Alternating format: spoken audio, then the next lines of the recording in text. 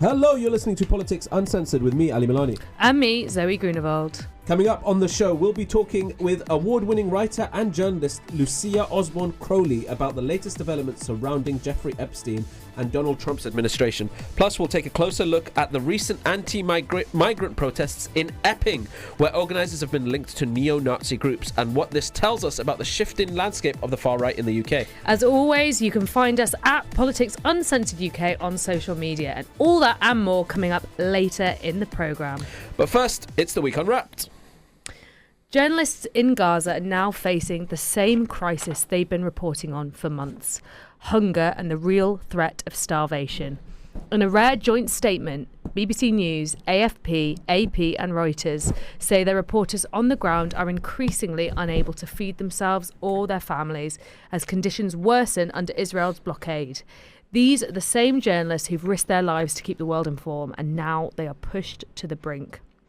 So as the international community calls for more aid and access, the question remains, how long can Gaza's journalists and its people survive under these conditions? Ali, let's talk about this. One of the big problems with reporting on what's happening in Gaza is that there are very few journalists allowed into the region. But what we are seeing here is a rare intervention where actually journalists who are supposed to be afforded certain protections when they're in war zones, when they're covering conflict, are now saying that they are at risk of threat and starvation. What does this tell us about Israel's incursion into the region? Well, it tells you that Israel doesn't want the story told and doesn't want the international community to know what's really going on in Gaza. So you're right. Ever since the beginning of this war, Israel has not allowed international journalists into or out of Gaza. And there has been a wide-scale condemnation of that from international media, largely because it doesn't allow them to tell the story in its entirety. I should say, obviously, there are very hardworking, good journalists in Gaza, Palestinian journalists in Gaza, who are telling the story and who are risking their life to tell the world what is going on. But it's a reflection on the actual priorities, the political priorities of Israel, the fact that international journalists haven't been allowed access into Gaza since the war began.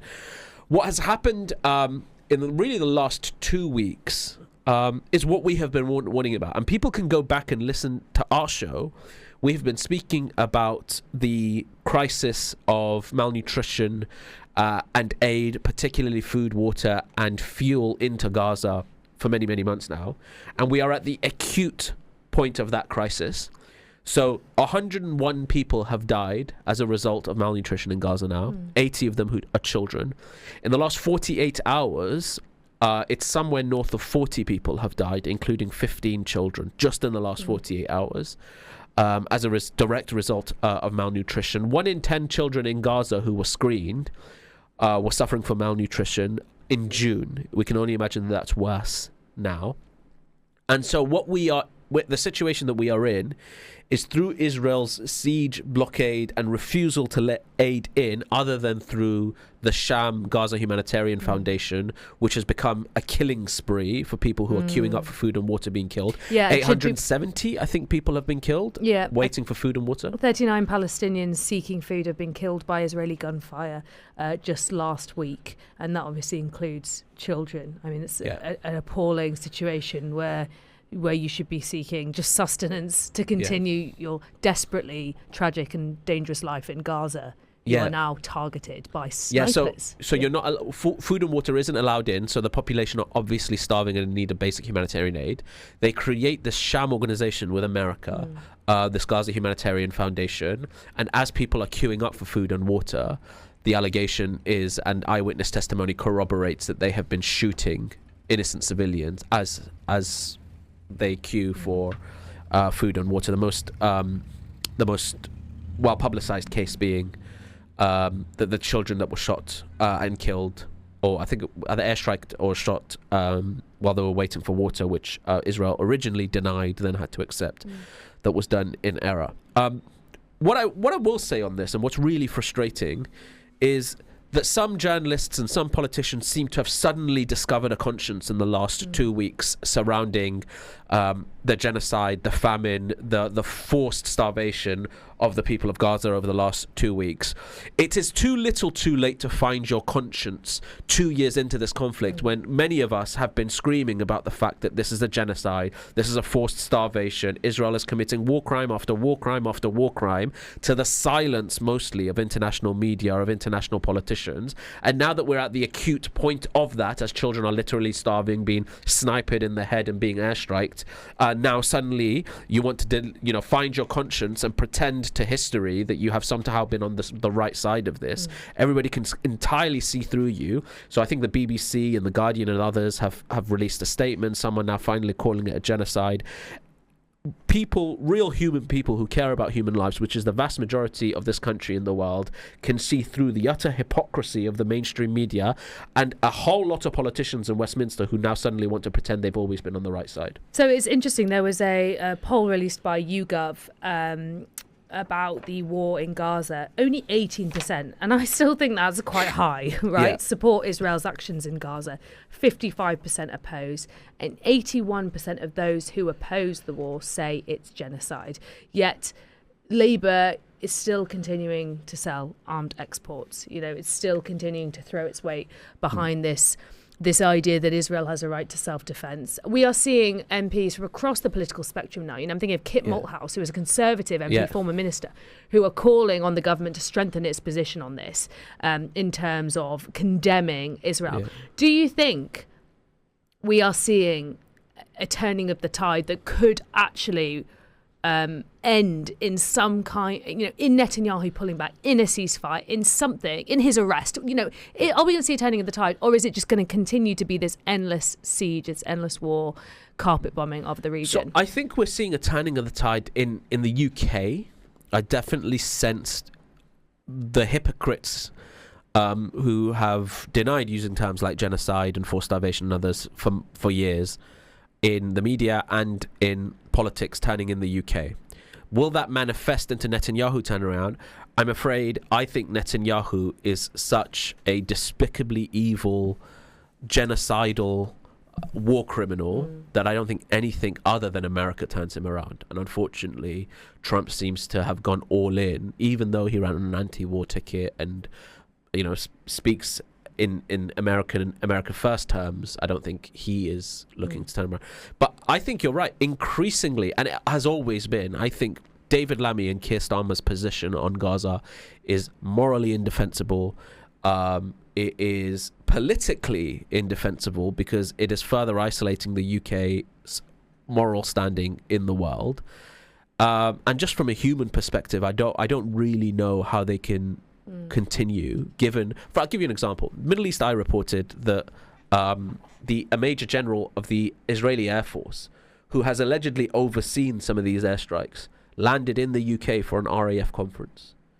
Can you imagine a major general of the Russian Air Force landing in the UK, who has been involved in the operation in Ukraine, landing in the UK for a conference with the Royal Air Force? What is so different? And I said this recently. What is so different about, look at the way that we've dealt with Russia, the wide-scale sanctions, the complete cutting off of the Russian economy, of Russian oligarchs, of people involved in the crimes that Russia's committed, and then look at our actions on Israel. Do they mount up to the same thing? The answer is no. And the only question you can ask, the only conclusion you can reach, is that the people making these decisions see the lives of Palestinians as worth less than the lives of Ukrainians. And they don't want to gamble away their strategic stronghold in the Middle East, which which I'm not sure they have, by the way. No, well, exactly. Yeah, people say Israel is our ally. Really? Yeah, indeed. Okay, well, moving back to the UK now, there has been a shake-up in the Conservative front bench. Kemi Badenoch, now leading the party, has brought back Sir James Cleverly, remember him, as her new Shadow Housing Secretary, saying him to go head-to-head with Angela Rayner. When did he become a Sir? Oh, at some point in some honours list that was combined to the dustbin of history. The reshuffle also sees key changes in transport, science and health briefs, with some stepping back due to personal or health reasons, nothing to do with their disdain for Kemi Badenoch, I'm sure, and others brought in to strengthen the party's presence as it eyes the next phase. But with no promotions from the party's 2024 intake and a return to some familiar faces, is this a bold new direction? Or is this just reshuffling the same deck? The other thing we should flag is Kemi Badenoch has finally tried to set out a policy position here and differentiate herself from reform. She has said that she wants to fulfill the same role as Javier Milei, who is the far-right leader in Argentina. So she is promising big cuts to public spending. She aspires to become like Javier Milei, who you might remember wielding a chainsaw on stage in his mission of slashing the size of the state. This is her seemingly want to put herself opposite Farage, who she says wants to increase public spending, whereas she's going to be slashing it. I don't know why she thinks, and you can maybe correct me on this, Ali, if I'm wrong, that this is going to be remotely popular with the British public. Yes, I know the Tories have always been smaller state, but people like handouts. And if we're talking about pensioners and those swing voters in the Red Wall who have gone from Conservative to Labour and now switching to Reform, they aren't tempted by a government that is going to take things away. Yeah, first of all, I'm a little bit confused about the comms. Maybe Javier Milei is actually a political hero or something of hers. But I would gamble that most people in the UK don't actually know who he is really or what he believes in. He is a far-right leader who really on the world stage is one of the most despicable people, who has said some of the most despicable things. And so I don't really know what she's playing at in linking herself so closely to him. Donald Trump, I would understand, because I guess people have an affinity to Trump even here, even though you have quite rightly pointed out that actually the polling suggests that Donald Trump is relatively unpopular in the UK. But Javier Milei just seems like a very weird person to go for. So Milei is a bit of a figurehead for the kind of neoliberal right. So this is like maybe less of the kind of authoritarian right and more of the sort of, although he has had a bit of a war on woke and all those things that have been quite trending, he's much more small state. What he has done on the face of it is made some cosmetic improvements to the Argentinian economy, right? So inflation's come down, bonds have rallied, those things that Labour would be desperate for right now in terms of those markers of economic improvement have happened. But if you actually drill down, it's been brutal for the people of Argentina. Unemployment has climbed, economic activity has declined, and poverty and inequality have absolutely surged. Why does she think that is something that we want here in Britain? I think she has no other basis to fight Nigel Farage on. She's going small state. He's going a bit more kind of welfare chauvinist, populist. Well, Brits tend to be quite... Welfare chauvinist is a great He's a welfare chauvinist. Brits tend to be quite statist. They do. They're big. And they are. Yeah. I don't think people believe her. I think she's chaotic. She's messy. She always looks like she's two weeks behind Farage. She's just a shit leader. To be honest, she's had, how long has she had? She's had what year are we in? 2024. So she's had at least a year now as leader, and she has barely made an impact. Yeah, was it September? I can't really remember, but she's had time to do something. It's felt like 5 years, I'll tell you that much. I mean, she's failed pretty much on every single front. And she's done this reshuffle, which you led on. So she's brought in Kevin Hollinrake, who becomes Conservative Party chair, replacing Nigel Huddlestone, Neil O'Brien. Who are these people? Who are these people? That's what everyone's going to be asking. People know James Cleverly. Yeah. So I think that's a get, because James Cleverly was very much tipped to be the next Conservative Party leader. What a Freudian slip. During the leadership elections. But he actually didn't make the final two. I think he might have beaten her in a head-to-head race, but who knows. But yeah, the other people, Kevin Hollinrake, Nigel Huddlestone, Neil O'Brien, Stuart Andrew.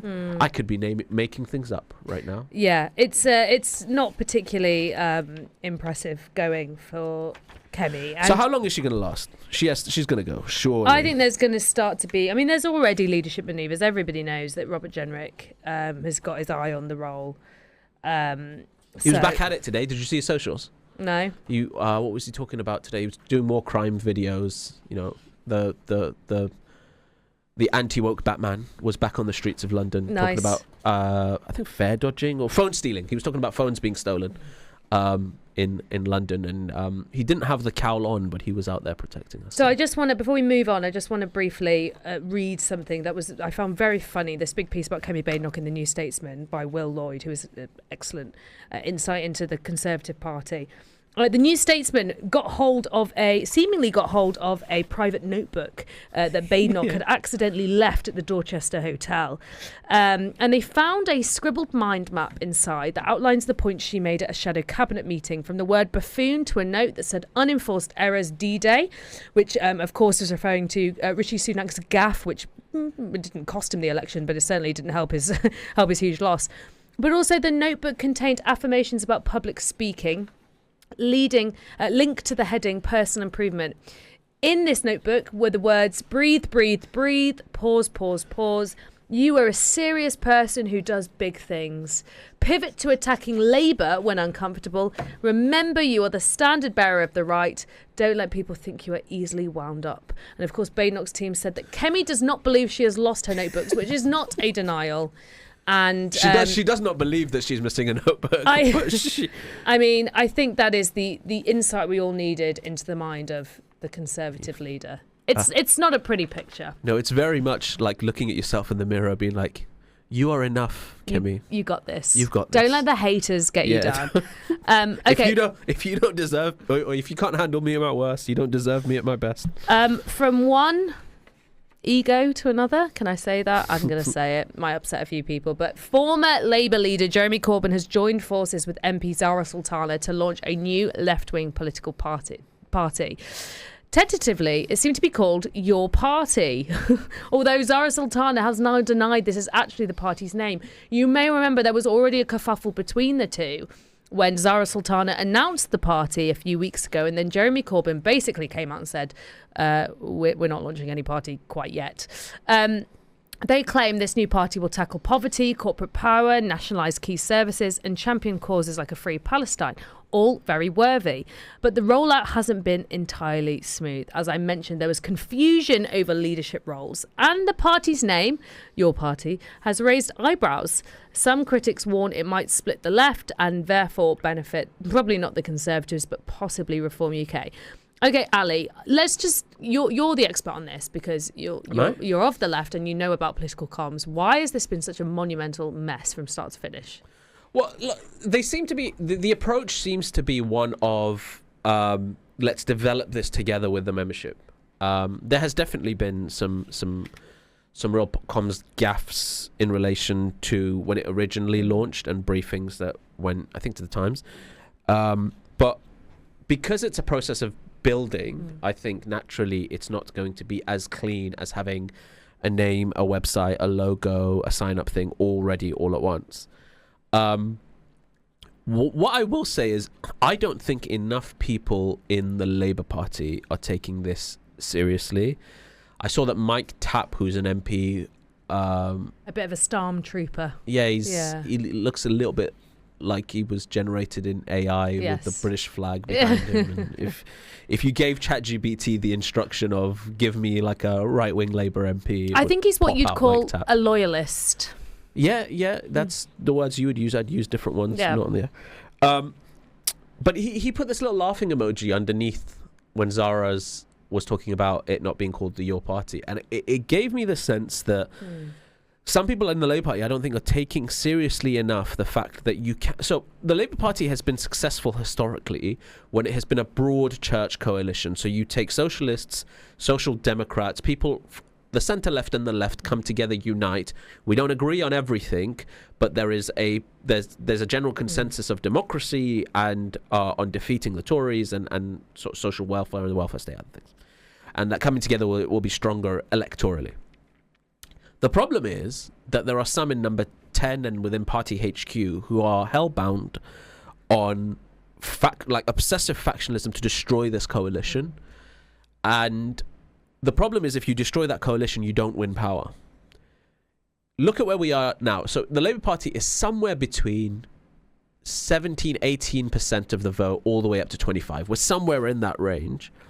A new Jeremy Corbyn party that polls at conservatively 8, 9, 10% and takes 3 or 4 points off of the Labour Party is enough to cost us 70 seats at the next general election. If things stay as they are, in the trajectory that we're going, it's enough to cost us at least 100 seats. Yeah, so the point is not that probably this party has a real chance of power, but it is that it could do real damage at a Labour Party that is already struggling at the margins. I mean, if you look at Wes Streeting's seat, for example, he's got a Waither Finn majority.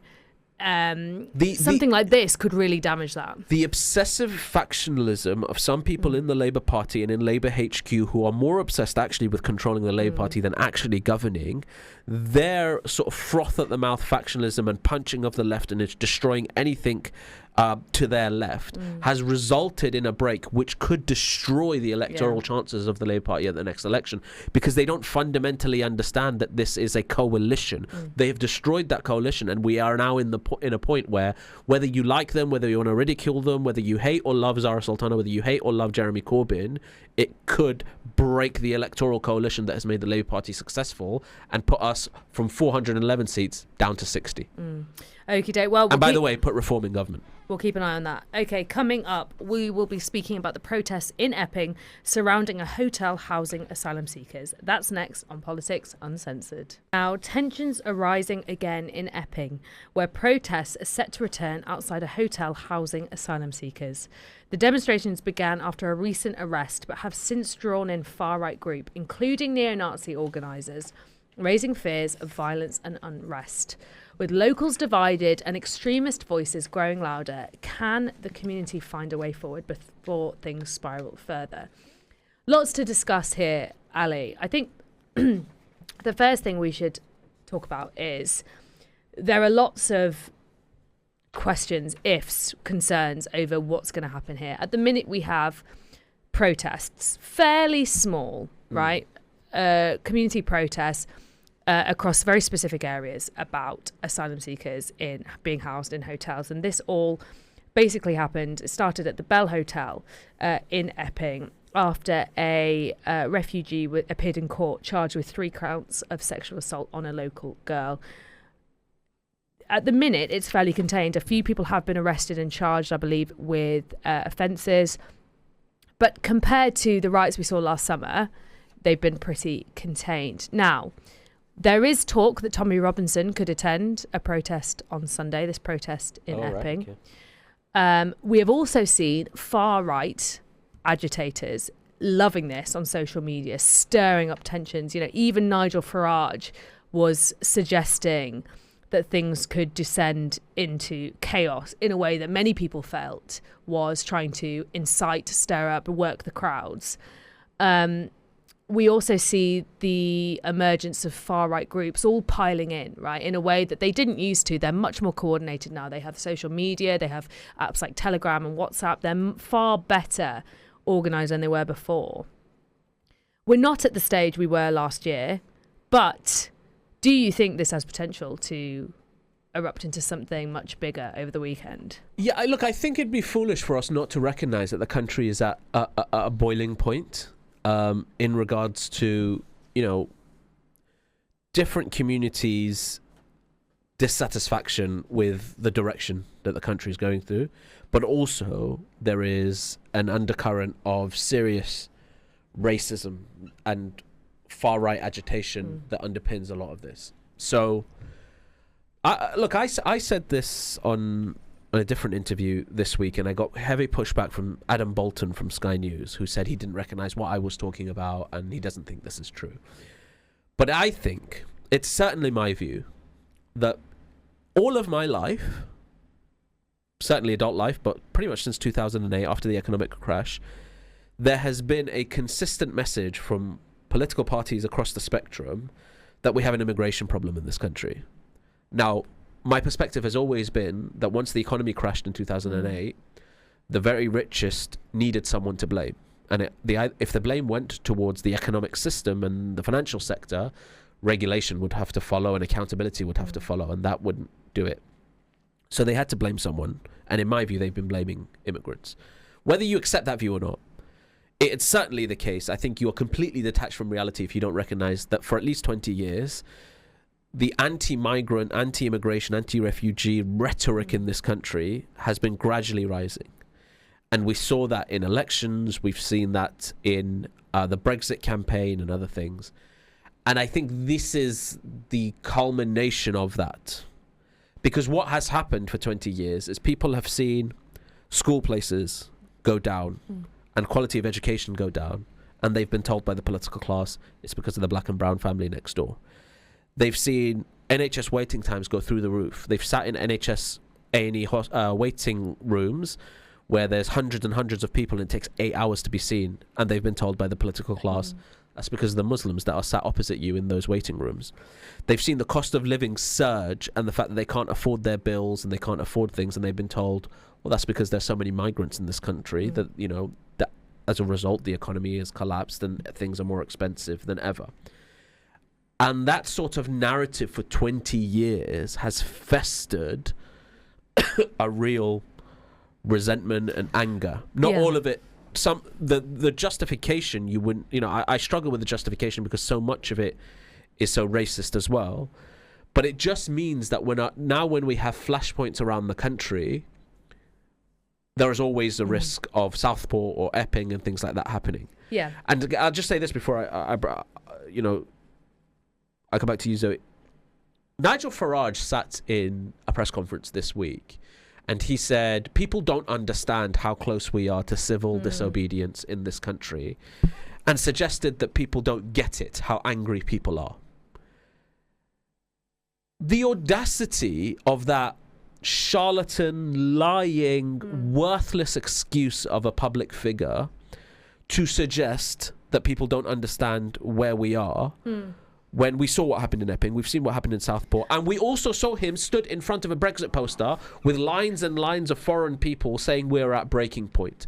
So if anyone has any culpability in the rise of anti-migrant sentiment in this country, and as far as a major figure goes, it's Nigel Farage. So don't you dare tell the people of this country they don't understand where we are, or media or political figures they don't understand where we are. We are where we are because of Nigel Farage. But also the idea that Nigel Farage can possibly empathise with the plight and the struggles of normal working people, and often the area where these hotels are in more disenfranchised, poorer communities and regions across the country. This is a man who was paid £200,000 last year by a gold company to work part-time. This man makes money from gold, yes, and pretends that he has any understanding of what the common man goes through, right?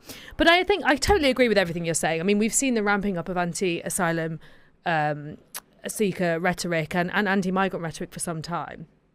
The other hypocrisy, of course, with Nigel Farage is that his Brexit brought us far less control over our immigration system. You can see that small boat arrivals went up exponentially after we left the EU, as I've said many times, because we lost that returns agreement and because we had a Conservative government that didn't get a grip on labour laws and big companies exploiting free, cheap labour. So again, not something that Nigel Farage has been particularly interested in. But the other thing I'd add is that not only have we seen the impact of austerity, I don't think we talk enough about the cultural psychology of austerity in this country. People are now accustomed to the mindset that there is not enough to go around, that they're not allowed anything, so neither are you. So the idea that people, which is this is the narrative they're told by far right agitators and right-wing conservative MPs and commentators, that people come here and they get given a nice cushy hotel room and they get given money and they can just sit there and they wait and they get everything they want. Meanwhile, you have to go out and work and you have to do this. A, that is not the reality of a life for asylum seeker. B, when did we become a country so obsessed with this is mine, you're not allowed any, there's not enough to go around, I'm not happy, therefore you can't be, nobody gets handouts, nobody gets anything. We know there is plenty of wealth in this country. It's just not available to everybody else. If we rehash the conversation, so it was about redistributing inequality, taking away that money from the very wealthiest, putting it back into the system, and a mindset where actually we should be working in a society that's kind and generous and where people get things if they need them. But the cultural impact of austerity, it's made us all so mean and meagre and miserable, and we want to inject that miserableness into everyone else. Yeah, look, I think you're right, and like, look, the whole point is, I've spoken about this issue before. Good politics is good storytelling, and the reality is, whether I like it or not, the right and the far right have had a good story to tell everyone. And that's what I would say to people listening. Obviously, if you're just a racist and a fascist and you don't like black and brown people living next door to you and you want them all deported, I don't have anything to say to you. But those people who have genuine angst towards the system and say the system is rigged, you're right. You're just pointing at the wrong people. So, Zoe, the picture that you painted about, I can't have these things, why should a migrant come and get a credit card and get a house and get put in a swanky hotel while I live like this? The anger of the way that you live and the cost of living crisis that you have and the NHS being on its knees and education for your kids being in the dumps is right. But what I would say is, look, these people are lying to you. Right? Nigel Farage, who gets hundreds of thousands just from gold. They're just lying to you. Does not like the have this perspective. Yeah, the migrants who are, well, for example, working with Deliveroo just to have enough to live, versus the billionaires in 2008, who, by the way, crashed our economy. How many went to prison? A big fat zero. In 2020, when the COVID pandemic hit, look at the economy. The rich got exponentially richer. So who is your real enemy? Is it the migrant who escaped war on a Deliveroo, on a bike, trying to deliver food just to live and just to have enough food on the table? Or is it the billionaire sat in the city of London who owns 20 houses across the UK, all of which are empty, doesn't pay their taxes, and, you know, swanks off to Dubai every other day? Like, who is your enemy? They're lying to you. Yeah, and his lying political mouthpiece. I just want to say, because I think this is an important point to make, because one of the reasons there are all these protests is not just this sense of there not being fair play in the system, but also this suggestion, this asylum seeker was charged with sexual offences, which we should say he denies, but this suggestion that women and girls are increasingly unsafe. Where were these protests when Wayne Couzens, the Met police officer, and I'm talking specifically about these people, you know, were they out when Wayne Couzens abducted and murdered Sarah Everard? What about the Kyle Clifford who murdered John Hunt's wife and 2 daughters? Where were these people? No, they didn't care about violence against women and girls then. They care about it now, because the far right agitators tell them that asylum seekers are more of a threat to women and girls than just men.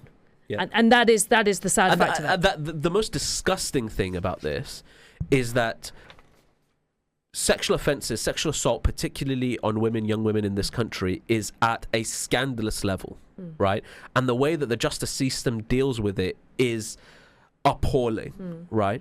But to then use the crimes that have been committed against women for political purposes, I cannot think of a lower standard of a human being to use something like this. And like you said, where were you when Wayne Couzens committed his crimes? And Carl Clifford and all the other disgusting men.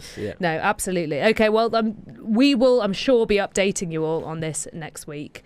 But for now, let's go to the break. And after the break, we will be talking with award-winning writer and journalist Lucia Osborne-Crowley about the Epstein files and Donald Trump. See you then.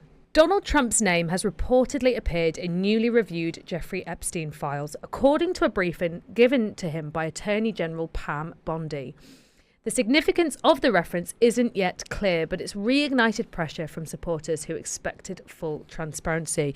You might remember we spoke about this a lot last week and what this means for the Make America Great Again coalition that is backing Trump. But plenty of updates every single day. And to discuss the latest on this is the brilliant award-winning writer and journalist Lucia Osborne-Crowley. Lucia, thank you so much for joining us today. Obviously, seems like a very fast-moving situation. We get new updates all the time. You went to the trials of Ghislaine Maxwell. You have written the fantastic book, The Lasting Harm, all about this, from very much focusing on the perspective and the plight of the victims. Can you just give us a brief overview of where we're up to at this current point in time recording? Because, as I say, it feels like things are changing by the minute. Absolutely. Thank you so much for having me. It's really great to be here. As you say, I mean, even I'm, to be honest, quite surprised at how fast things are moving the last few days. So here's where we're at the moment. A few hours ago, members of the Attorney General's office flew to Tallahassee to meet with Ghislaine Maxwell. So they are hoping that she will provide them with new evidence about Jeffrey Epstein and his criminal sex trafficking ring. That is a major development because she has always refused to cooperate with investigators. She has never given any information to them. And she's changed her mind about that.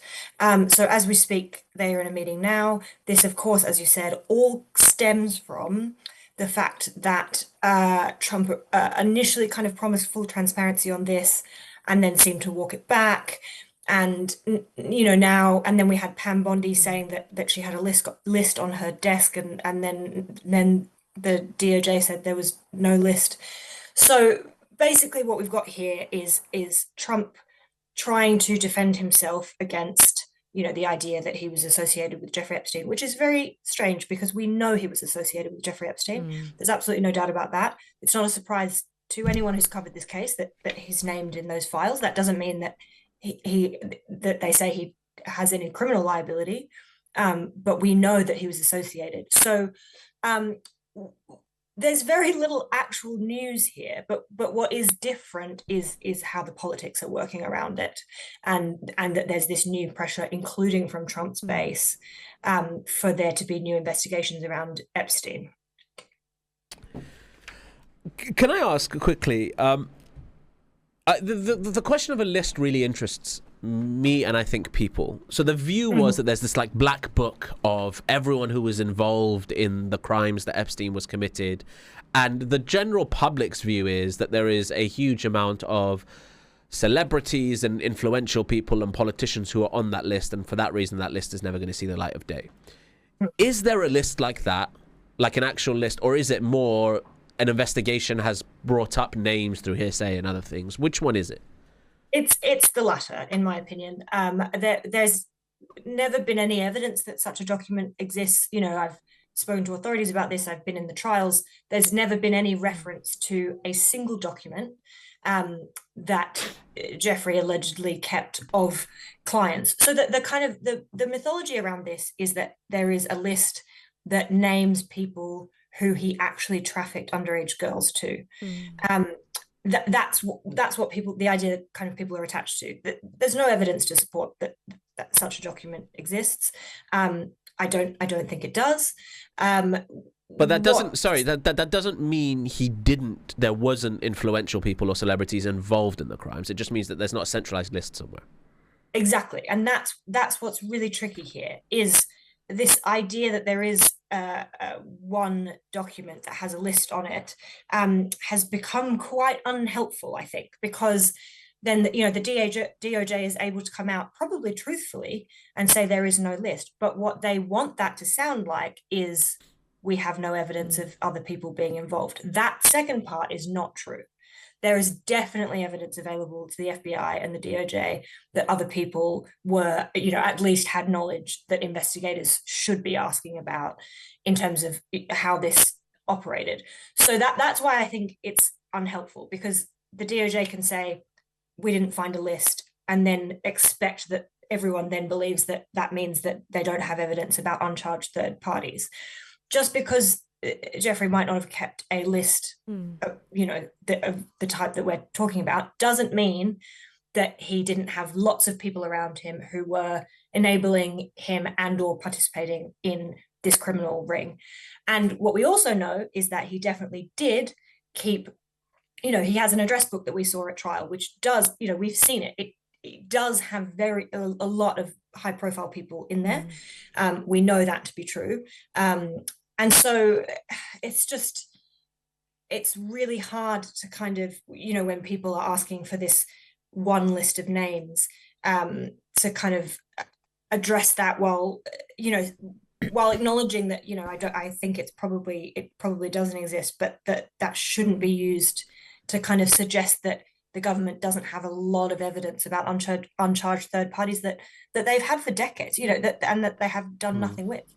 So it seems to me that the list is almost kind of emblematic of actually a conspiracy that a lot of Donald Trump's base and a lot of the MAGA base really want to believe in, which is that there are things happening so brazenly that are kept from them. There are these dark conspiratorial webs where different parties are involved, and it's almost this kind of deep state. It fed into this deep state conspiracy theory that a lot of the MAGA base believe in. But actually, and you wrote about this earlier on your Instagram, what this story really comes down to is sex trafficking, and with which there are many victims. And as you point out, this could be investigated with or without a client list. What we're talking, this conversation seems to have been co-opted by, who was keeping what from who and who was involved in this shadowy cabal of people, when actually what we're talking about here is a really enormous, devastating sex trafficking, for want of a better word, scandal involving many, many victims whose voices are virtually missing from this conversation. I mean, just expand a little bit on that. If the Department of Justice or the criminal justice system in the US wanted to investigate this fully and bring everybody who was involved to justice, they could do that, right? They don't need this list. Absolutely. And, this is what's really baffling about the current conversation. And that's why I said earlier that there's not much in terms of actual news, but what's changing is the politics around it. So the government has had this evidence. The first time that Jeffrey Epstein's victims went to the FBI was in 1995.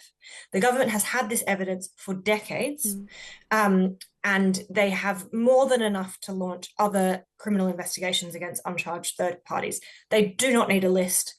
There is absolutely no reason that they would need that in order to take action to bring the people guilty of sex trafficking and aiding and abetting sex trafficking to justice. They don't need a list for that. Secondly, they don't need to release any files to do that. That's the other strange thing about this conversation, is everyone saying, release the files now so that you can charge third parties. But they can charge third parties with the evidence that they have without releasing it to the public, which, if done in the wrong way, is dangerous to victims and would help really nobody. So these two kind of ideas are being connected that aren't really connected. The government has the power to investigate and charge anyone for federal crimes that they want. They don't need a list to be in the papers. They don't need it to be in the public domain. And so firstly that, and secondly, we know that they have enough evidence because victims have said under oath they've named other people that they were trafficked to while trapped by Jeffrey Epstein. So people have made criminal allegations under oath. That is enough for the government to start an investigation. There's nothing else that they need. So that all of this is, there's a lot of smoke and mirrors going on here when really the same thing is true that has been true every day for the last 20 or 30 years, which is that they have a lot of information that they haven't acted on, and they are continuing to fail victims. Like we saw Ghislaine Maxwell be convicted and sentenced to 20 years in prison for a conspiracy to traffic underage victims to Jeffrey Epstein and a group, but that group has never been identified, even though a jury has found that it existed. So, the level of institutional unwillingness to actually investigate this is remarkable. And that hasn't changed. They're still not willing to investigate it. What they're now doing is playing politics in a different way around it, and hoping that people will kind of fall for it. Lucia, I have so many questions for you, so I'm going to try and pack them in before we lose you. I understand what you're saying, but so what you described now, that group that you spoke about, so Jeffrey Epstein and a group, if that includes senior political figures or people of serious influence, surely it is in the public. The public deserve to know if who those people are, do they not? Oh, absolutely. And that should be released. That should be released, or 100%. Yeah. My point is certainly not that we shouldn't know those names. It's just not dumping 300 gigabytes of stuff being declassified that affects victims. Yeah. So what happens in these investigations is that victims testify on the understanding that their testimony will be sealed in perpetuity. That's particularly when we're talking about grand juries. A lot of these victims would have given evidence for a criminal investigation on the understanding that it would be sealed forever. Yeah. And they are entitled for the government to keep that agreement with them. One follow-up question. So Ghislaine Maxwell, it seems like, might be changing her tact in terms of cooperating. How significant could that be? Could that see more prosecutions, or because you watched the trial, how unwilling was she originally to cooperate, and how much has that changed, and the implications? Well, it seems to have changed completely. I've read many depositions of her refusing to give any information about anybody else who is involved, and now suddenly she is very happy to do that. So it could be very significant. Again, there's kind of two things going on. One is the fact that she probably wants a pardon from Donald Trump. Oh my God, can you imagine? Well, there is a world in which that would happen, because if you think about the way this is being set up, and I'm not saying this is what will happen, but I'm just saying again that the politics of this are quite divorced from the case itself. What is kind of being set up here is that she is finally being approached to give evidence. So this government keeps saying the government's never met with her before and we're doing it because we're interested in transparency. That's not true. She's been asked by many previous governments for information and she's refused to give it. But it's being set up in this way that we're finally asking her, she's going to give us some names.